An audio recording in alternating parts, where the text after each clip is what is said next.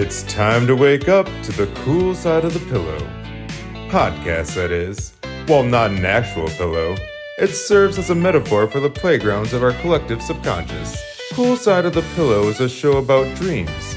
Not goals or aspirations, you sillies. Rather a show that delves into dreams of listeners, just like you. So keep listening, dreamers. Our resident experts, and I use that term loosely, Josh and Vince, will do their best to navigate listener-submitted dreams while providing insights and, dare I say it, a dash of fun. Please, just try to enjoy it.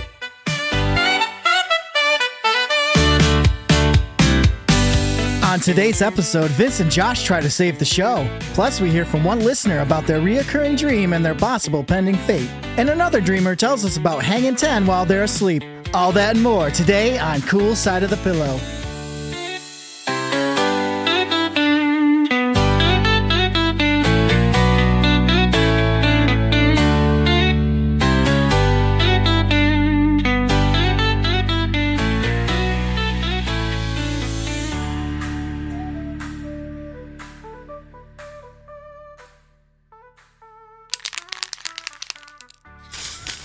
La la la la.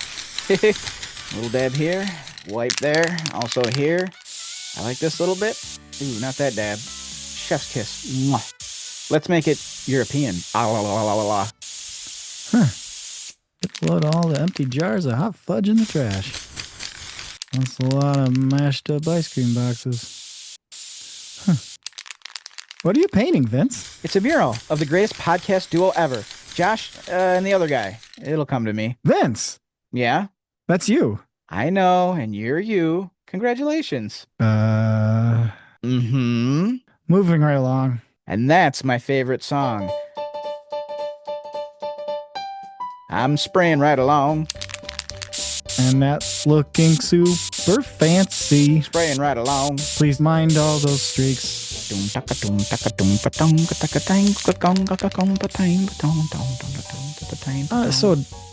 besides painting this beautiful mural, what have you been up to? You know, since I tried to quit the pod and you pulled me back in. Oh, you know, a little bit of this, too much of that. Steering off course correction, of course. I was the superintendent of the podcast, and everything I did was superintended.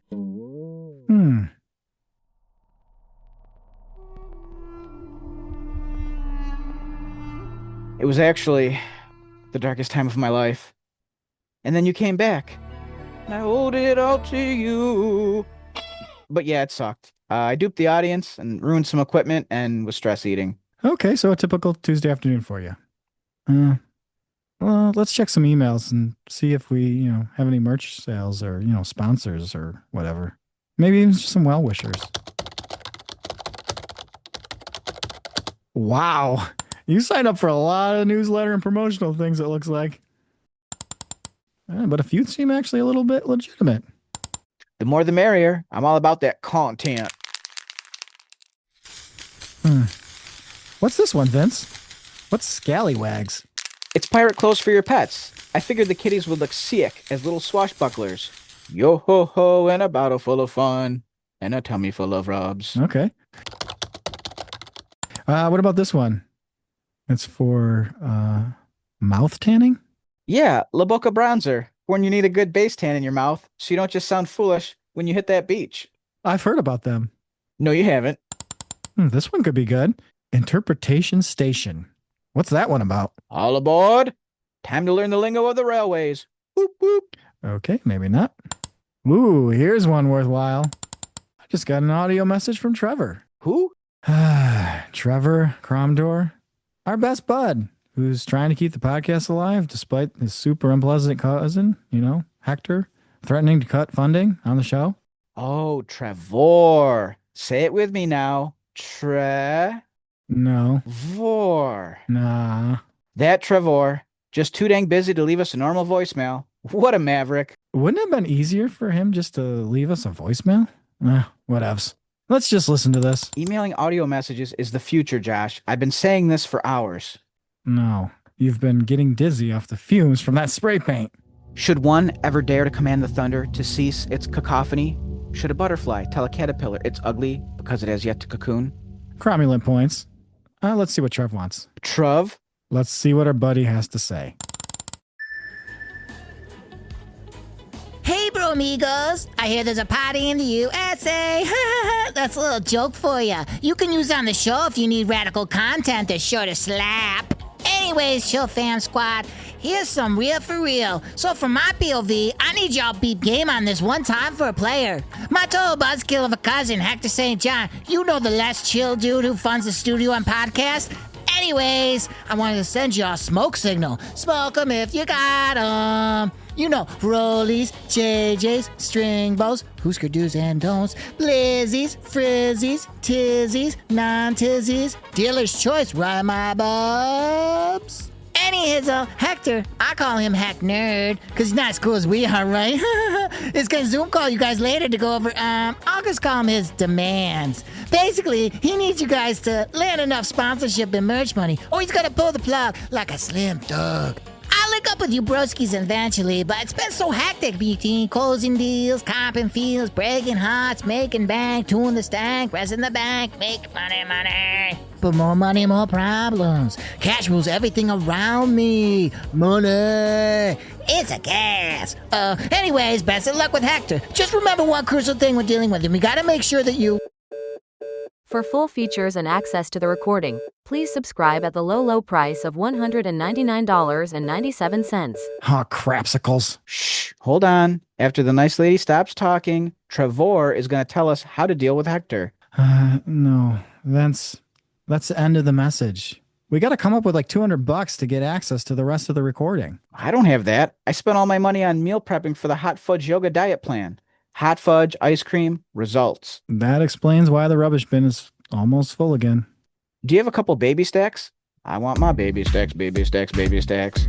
Potty, we need money. We're fucking broke. All the money I had was invested in the podcast in this lovely suit. Oh, nice. When'd you get that? When I quit the podcast that one afternoon, it was for interviews, and I can't return it because apparently mustard stains violate the return policy. Please leave this Goodwill. The other customers are upset, and security is fixing to put a hurting on you. Been there, done that. Wrote the book, published it, dabbed it to the silver screen, where it failed. Then developed it as a made-for-TV movie on Hallmark, where it bombed. Well, I guess we're on our own for the call with Hector. Let's try to settle down and interpret a dream before we have to chat with him, okay?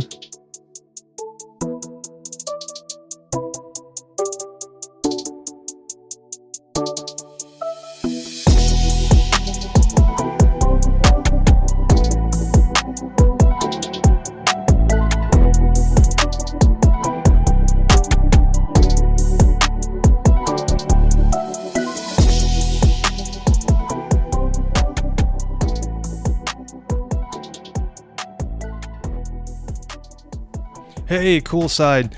This is Mike. I'm calling in from New York City. I was hoping you guys could help me out. See, I know you guys are good with recurring dreams, but this is kind of a weird case. I mean, we're all right. I've been having the same recurring dream since my 20s. It started as a confrontation of sorts.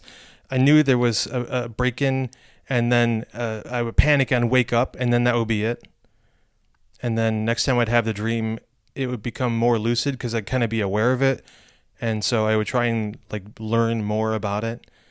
After a number of times of having this dream, things kind of got pieced together, kind of like source code style or Edge of Tomorrow style. So here's what I got. I knew I would be killed. I knew it was a jealous rage. And it usually starts with, somebody breaks in and there's a struggle, and it's an older, stronger person, and I'm kind of a big dude. But there's definitely some jealousy and some screaming, and I have a partner, somebody next to me that I can't really see, but I know somebody's there, and they're sleeping. They sleep through it all. I know that there is a large knife that stabs into me. This is getting heavy. But it's not a household knife, and it's not like a comical sword, maybe like a machete. The weird thing about it is that all I know is that the number 29 is involved, and I kept thinking that it's going to happen when I'm 29. So I had this dream over and over. But also around age 29, I kind of stopped remembering my dreams. See, in my 30s, I gained a bunch of weight and I got bad sleep apnea. And for a long time, I just didn't remember my dreams. I didn't sleep well at all. But now I'm in my 40s and I lost a bunch of weight. And I've even survived a couple of real break-ins and some serious trauma. But the problem is, the dream is back. It's the same scenario. I can't tell if there's a 29 involved or what the weapon is, but there's definitely break-in, and I'm definitely getting killed by somebody out of jealousy. So I figure I've got 3 options. I can either invest in better home security, or maybe I can like get all my exes together and maybe do like a My Name is Earl thing, just kind of make sure I clear everything up. Or I can gain the weight back on and hope the dreams stop. I don't know. Josh, Vince, what do you guys think? First off, I think this guy seems like a laugh riot.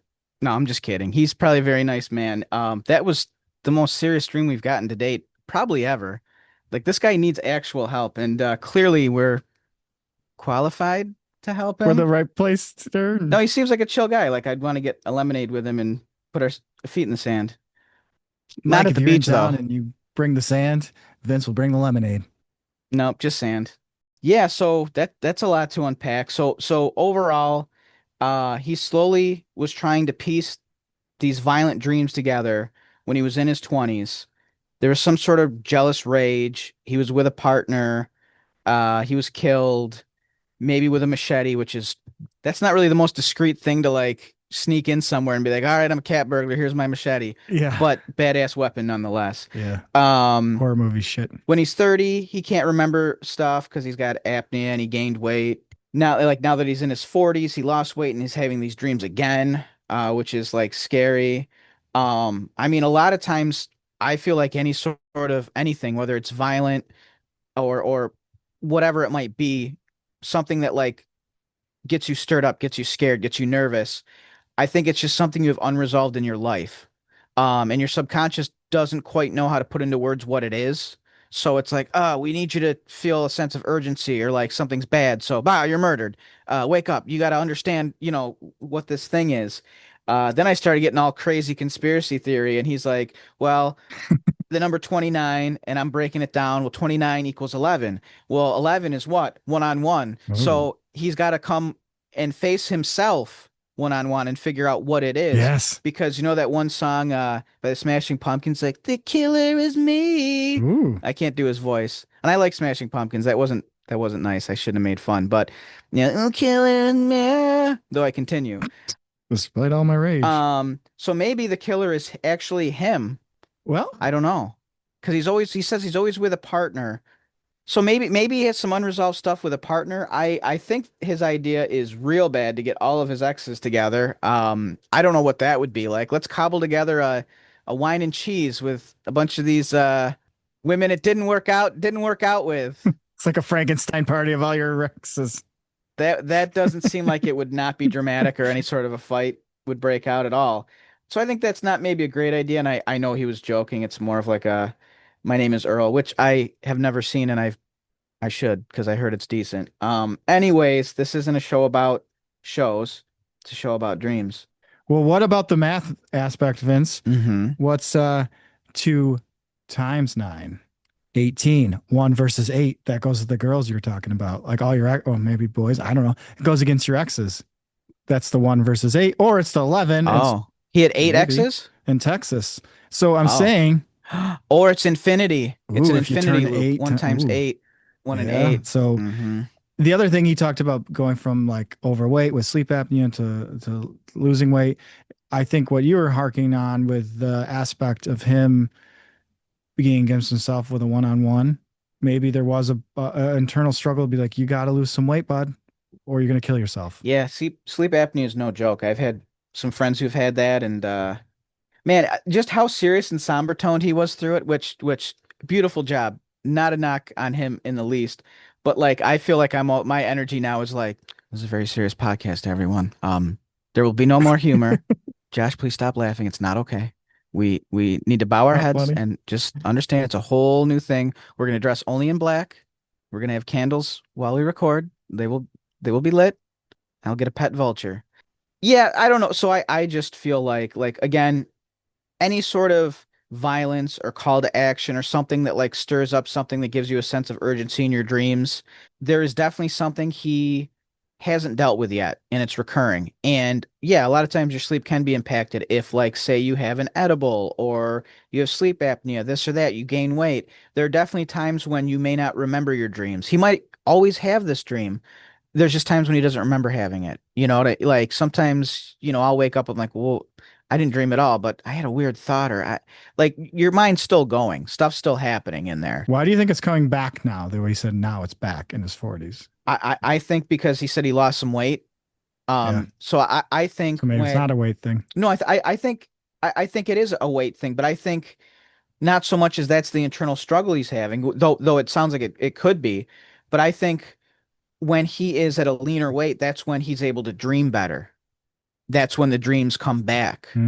So this only solution, like he joked, is, well, he can just, gain a bunch of weight again.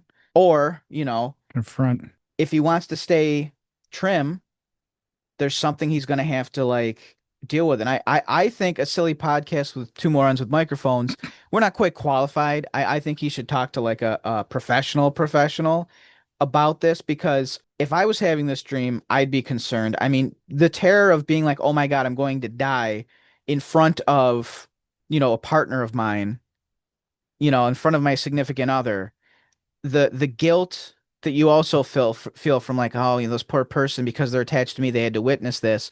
So the whole thing is awful. The whole thing is like you're meeting your demise. You have the guilt of dragging someone else into something.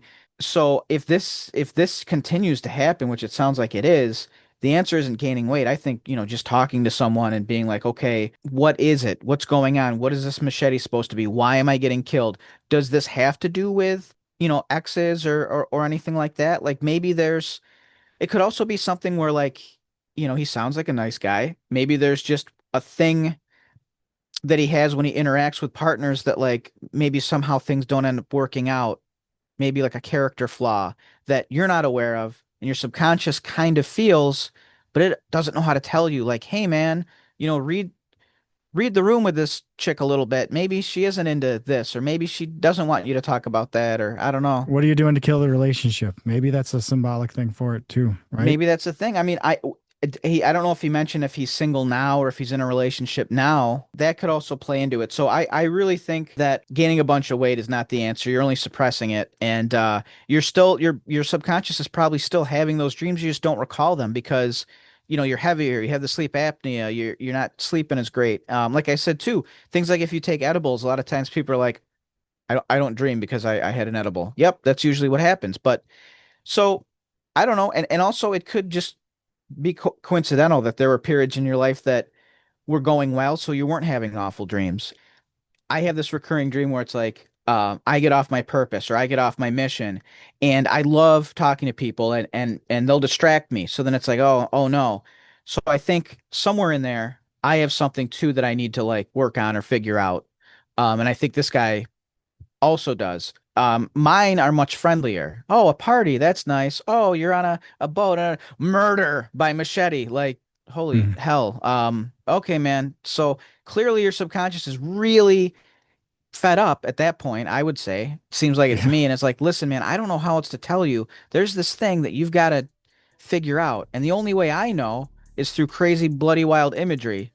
So shame on your subconscious. It's not nice. Be nicer to Michael. I think the solution is eat more, but specifically eat more candy, like lots and lots of candy. Because guess what? When that machete hits you, you're like a human pinata, and boom, candy everywhere. End scene. Okay, we're back. The show's silly again. Hooray! Josh saved it.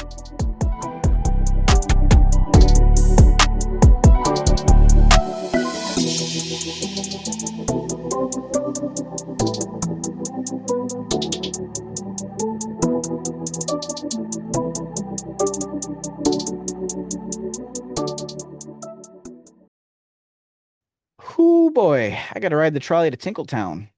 Okay, but please be quick. I really gotta go as well. And Hector is gonna call, like, any second. Shit. Hold him if you got him. And I'm gonna hold it because I got it. Up to my eyeballs. My eyeballs are floating over here. Well, gentlemen, let's skip the pleasantries and get right down to brass tacks. I've never really liked either of you, and I don't understand what my try-hard little cousin, Trevor, sees in you two. But See? Trevor. Told ya. Dude, shh. what's that, little man? Nothing, Big Papa. All right. Before we even started, I had my fellow this call, and you two ass-butts tuning up the joint. We're sorry, Hector. Did you just clear your throat at me? Not at you, sir. I was a bit verklempt. Well, grab your grapes before they become raisins, because it's time to harvest the goods, and I'm looking for a nice bottle of wine. I like all the pretty words you're saying, but I'm not sure what they mean. He's talking about wine. You know, the terroir, the aroma, the bouquet, the mouthfeel. Cork it, you two morons in microphones with resting piss face. You know what you are? You're a couple of tum-tum ticklers. What are tum-tum ticklers? Tum-tums are all thumbs. You ever try to tickle with just your thumbs? It's impossible, and so are the two of you. Bottom line is there is no bottom line. It's the hard line, my line. It's a fine line. So fine-tune your show, stop holding in your pee, and make me some sponsorship money. You have 4 more episodes to produce some results, or you two cock cleaners are going to be canned. Canned? That was jarring. I like pickles. I like eggs. I like beets. Vince. I like toast and jam. We're gonna lose our podcast. I'm sure gonna miss you, man. Oh boy, this is serious. Did you just pee your pants? Yes, and so did you. Those who throw stones shouldn't throw pee-filled balloons in glass houses. Agreed. And yes, I did pee myself. But not as much as you. Well, it's not a pissing contest. All right, let's clean up and then do the next dream.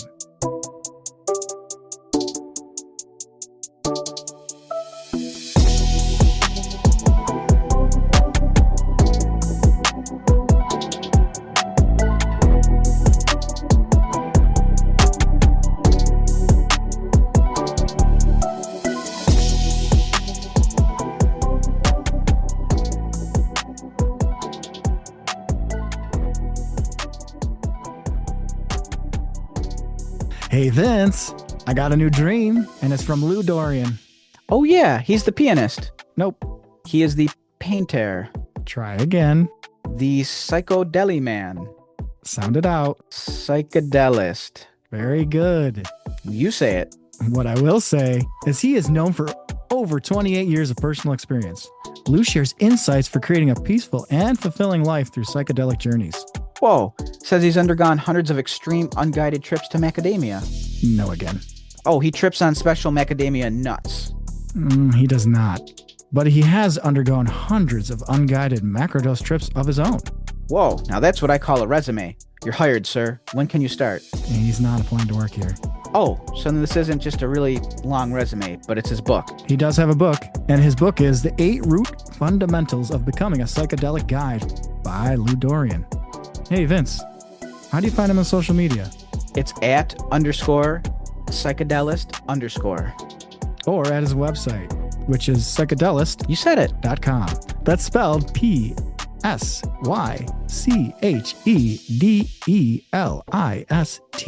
Now, let's get to his dream.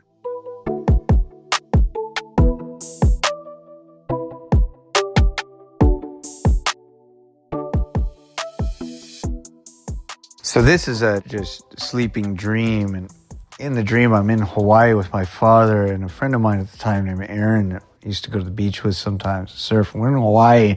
I'm dying to go surfing, and so we're looking for a spot to go surf, and a strange thing happens. Instead of going to the actual ocean, to the Pacific Ocean, to the beach there, we go to this... Be more specific with the ocean. ...inlet. And I'm saying it's Hawaii, but it's not at all geographically correct. I just Like have Vince. the feeling we're in Hawaii. We're in a tropical island that's very similar to Hawaii, but it's not a real place. And Narnia.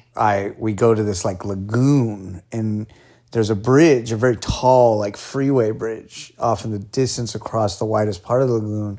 And then inside of the lagoon, like closer towards more of the shallows and the beach, are 6 concrete platforms. And on each one of the platforms is a giant ornately wrapped present. It's like Whoville. And there are waves coming, and the waves that are crashing through this lagoon, they're forming way outside beyond the freeway bridge. And also on each of the pylons of the freeway bridge, there's like a 100-foot tall palm tree.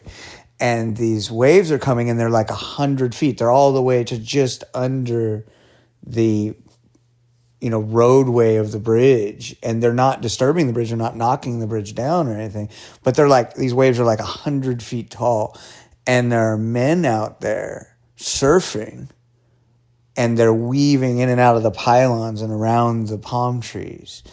And there's a fear in me. There's no way I'm going to go out there and do that. It looks just insane. And so don't do it. those waves break and then do what's like a reform. If you've seen that in the ocean, where you have like an outer reef or cloud break, they might call it, and then it'll reform into another set of waves, and then sometimes those will break, and you might even get a third set. And these are reforms. And I'm comfortable surfing the reforms, so I surf the reforms and stay there, and I get this feeling of I should not open one of those presents. Like there's something taboo, forbidden. There's a feeling of leave that alone and just be happy with surfing the waves, which I am. I'm overjoyed. I've always been just loved surfing in the ocean, the water. So I'm so happy to be there. And so I left the presents alone. So we surfed there a while, and then we left. And my dad, picked us back up, and me and Aaron were in the car, and we drive into town somewhere. And then there's like this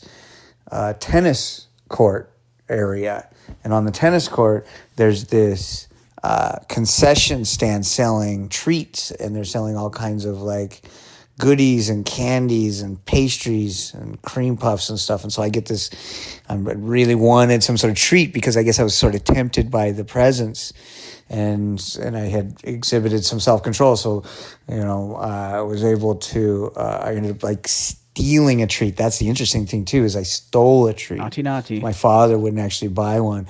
And then I look into the tennis court, and there's waves, ocean waves breaking the tennis court, and I grab my surfboard and I go surf the ocean waves in the tennis court, but I have to like jump off the wave before it crashes onto the concrete of the court. A court is a court, of course. And that was the dream. All right, Vince, what do you think? I was trying to count how many times he said the word surf or surfing, and I can't count that high. Just kidding. That was a pretty deep episode. That was crazy. I also think it's hilarious how, we went into all the preamble about like him being the psychedelist and stuff. And of all the dreams he submitted, we go and choose the one that has nothing really to do with drugs, which is hilarious. But that's okay. That's fine. Good job. Good job in the editing room. Was someone taking a nappy nap in the editing room? Making a night-night? Does somebody even know where the editing room is? Sorry, I was just in the bathroom. What's going on? Exactly. So he said he was in Hawaii with his dad. What I found interesting was he didn't really seem to like interact a ton with his dad, and his dad didn't really seem to talk to him at all in the dream. Well, did he just drop him off? It sounded like his dad dropped him off, then they picked him up and took him to the tennis court. Is that what, did I miss that? Oh, I'm not sure. He went with his friend Aaron. His dad dropped him off, I think. Oh, okay. Now, how old was he at this point? Was he a kid? I mean, I guess we assume can't drive, right? because he was in a car with his dad. He can't drive, Yeah. right, I guess. Well, but he likes to dabble with drugs. Maybe he got a DUI or something. Who knows? You know what I mean? Like, yeah. But yeah, let's go with. I think the context is he must have been like a kid or whatever. Because also like with the presents and stuff, like that might be enticing to an adult, but I think children get way more enticed when they see like wrapped gifts and stuff, and they're like, I want it. Whereas an adult would be like, oh, okay, whatever, it's not for me, so it's there, it's fine. Yeah. The 6 platforms was crazy. 100-foot palm tree. 100-foot palm trees. One of them might have been Groot. He wasn't. What I found cool was he wasn't taking like whatever the bait was, which was like opening the presents. I don't want to give him props for that. Like clearly it seems like there was some sort of a predator or something unsavory or like sinister that was like behind these presents being displayed there, and like the dangerous environment, and if you brave these waters, you can get see what present you get. And I think it was smart to not fall for the bait, to not like, oh, let's go in and see what these presents are and stuff. The weird thing like is the sirens calling you. Yeah, exactly. So like the weird thing though is he mentioned how with the concession stand, there were treats, and he was so interested in having the treats because he was tempted by seeing the presents. So it's almost what it reminds me of is like almost like a gateway drug or something. You know what I mean? Hmm. Like you see something super enticing and crazy, but you're like, no, no, no, I couldn't possibly do that. Maybe I'll smoke a little reefer though, even though he was saying reformed. You got It excited. sounded like reefer.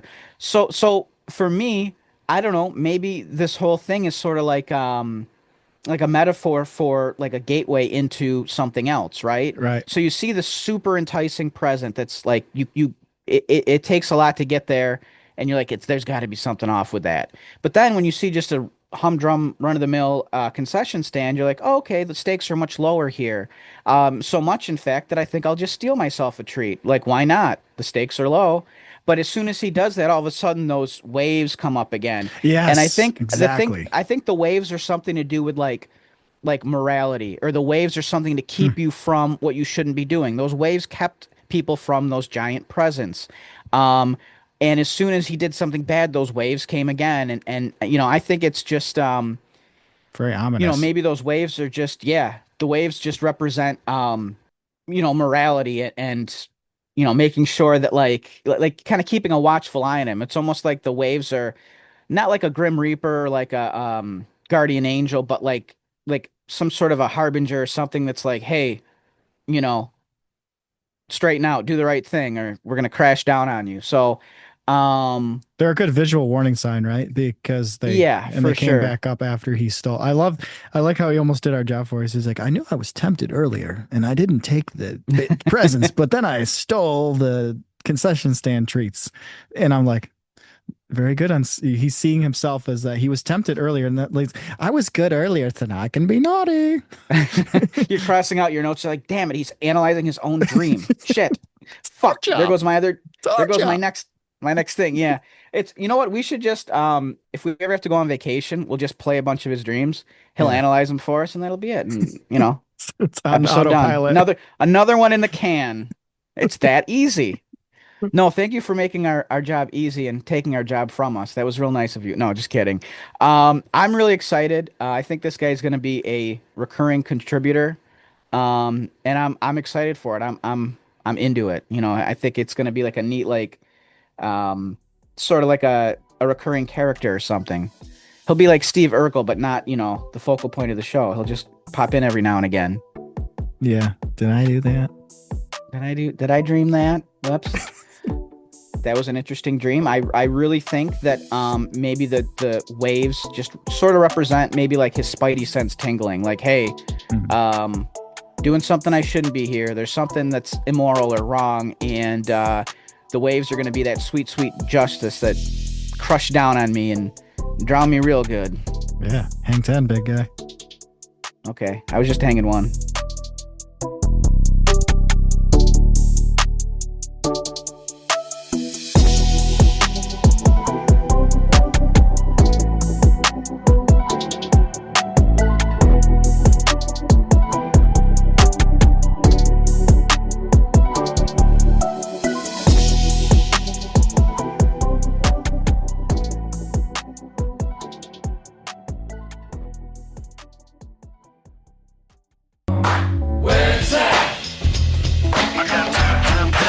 Cool side of the pillow. La la la la. Spray that thing. Drip, drip, drop. A little more here, some more there. That's a good bit. Oops, missed a spot. What a masterpiece. Chef's kiss. Yeah, chef. Almost good enough to eat. Num numbers. Vince, you can work on that mural later, but right now we need to look for some sponsors, or we're toast. Bread and butter. Toast and jam. Buddy, it's not mural or song time. Song time usually comes at the end of the episode. Remember, my guy? Oh, I'm not working on the mural. What? Don't turn around. Uh-oh. Holy moly. That's a lot of whipped cream on that Sunday. Yeah, gotta stay trim. You should really join me on this diet. All Sunday fixins, all day, zero guilt. What kind of diet is it? I think you're being misled. Remember, it's the hot fudge yoga. Emphasis on the hot. I eat as many Sundays as I like, and I make a lot. so they're super heavy, which allows me to get a good pump on these sick pythons. What gym developed hot fudge yoga? Cold Stone Steve Austin's Creamery? Close, Benjamin Gerald's Iced Crematorium and Deli. Then you just put it in your belly and later make a smelly. That all sounds like hot fudge nonsense, my guy. I'm concerned. You've been eating a lot of ice cream, fixins. And I think you might be gaining an unhealthy amount of weight. This is just defensive fat. It's a flesh force field, friend, and I fiend for the cream. Okay. Just maybe go easy on all the unhealthy food. I know you're stressed out, but overeating is not going to help anything. You're right. Let me get rid of this thing. Huck! Oh no, my mural. It's ruined. But delicious. So maybe it's better. Okay, it's time to be serious. Guess I'm going to try being serious. Try it out. What a neat day. Vince, we need to find sponsorship. We only had one ad last week, and they paid us in pizza, which I know is the greatest currency, but... Cheese us, please us. That was some good za. It was certainly reminiscent of pizza and past as food. But we don't have any ads for this week. Any ideas? I mean, you can check the precious emails again. If you refresh, you might unlock the best. The keys are on board, and the mouse is resting in its trap, and you take a monitor of the screen. Will that help? I bet it will. Wait, I got it. We just need to have more of a, social media presence. That usually works out great for everybody. How about we try out Instagram? We can post interesting pics and videos. That'll get some eyeballs on the podcast. In fact, how about we snap a pic of that mural that you've been working on? Okay, I just need to make a few quick edits. Perfect. With all of that ice cream and hot fudge licked clean, the mural looks great. Say cheese mural. Edible cheese mural. I think we're gonna make it after all. Only one thing left to do. All right, let's rally the troops and go get some sponsors. Okay, Josh. I need a spoon, sir. For what? Oh, nothing. Climber Mountain. Climb that thing, y'all. No, I'm team. Oh, you. Why? I'm talking teamwork, baby. Making that dream work. Talking synergy. We'll come together now. It's inspirational-ish. It's motivational-ish. I'm out of hot fudge. Keep your eye on the prize. Eyes up here, mister. See the shot that you want to take. Take that shot. Eagles soar above the clouds. I like clouds. Yeah, walk that walk. And talk that talk. Yeah, hang in there. Be the future that you want to see. Latitudes. It's inspiration. It's coming from me to you, Vince. Vince? What are you doing over there, huh? No, you're eating ice cream. Yeah, now let's get down and get busy. Get busy. Get busy. Let's get down. Let's break it down now. Get busy. Ooh, sorry to pull the plug on the song, but all this talk about being canned and slamming all this ice cream, I gotta go use the can. If you know what I mean. Everybody knows what you mean. I bet you'd be surprised, though. I don't like surprises. And please close the door this time. Okay, but I gotta let out my yoga screams, and the acoustics in the studio are very conducive to the guttural wails of the yoga shits. I mean, screams. It's all part of the process. That hot fudge yoga process. See you next time, folks. Shut the door. Oopsie.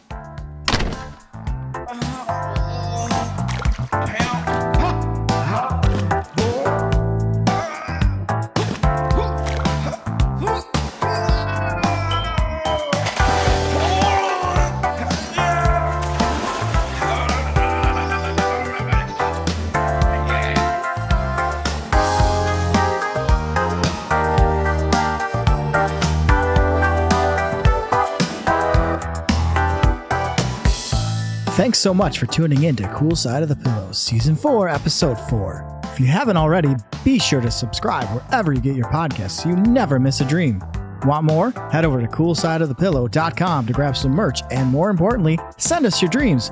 That's right, we want to hear your dreams. You can email us at dreams@coolsideofthepillow.com and Vince and I will read it on the show. Or if you're feeling bold, send us a voice message around 2 to 3 minutes or less, and we just might feature it and give it the full dream interpretation treatment. And don't forget to follow us on Instagram at CoolSideOfThePillowPodOfficial for updates, wacky content, and other weird dream stuff. Until next time, sleep tight, dream deep, and stay cool.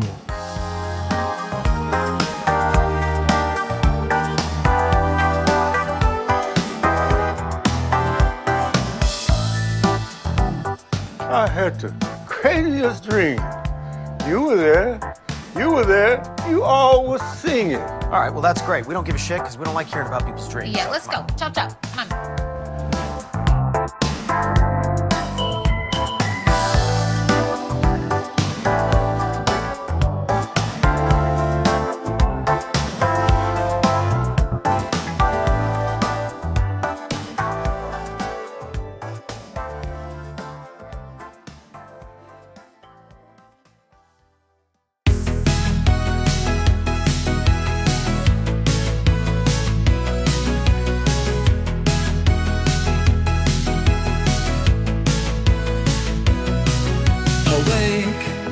Awake, my dear. Come and hear.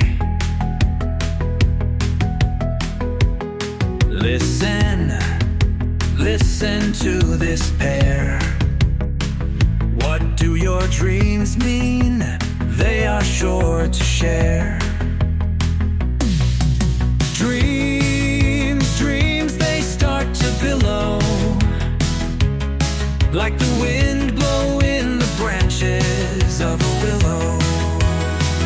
So curl up tight, just like an armadillo, and find what your dreams mean here on Cool Side of the Pillow.